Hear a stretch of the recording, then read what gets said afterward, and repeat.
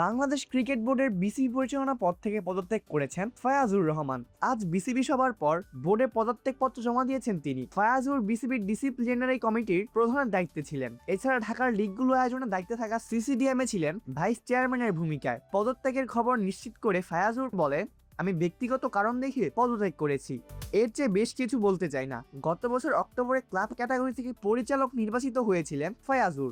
এই নিয়ে বর্তমান পর্ষদের 4 জন পরিচালক পদত্যাগ করলেন। এর আগে ক্লাব ক্যাটাগরি থেকে নির্বাচিত হওয়া ইশতিয়াক সাদেক ও আমজাদ হোসেন এবং জাতীয় ক্রীড়া পরিষদ এনএসি থেকে মনোনীত ইয়াসির মোহাম্মদ ফয়সাল পদত্যাগ করেছিলেন। সবাই ব্যক্তিগত কারণ দেখিয়েছেন, তবে এখন পর্যন্ত কারো পদত্যাগপত্রই গ্রহণ করার কথা জানায়নি বিসিবি।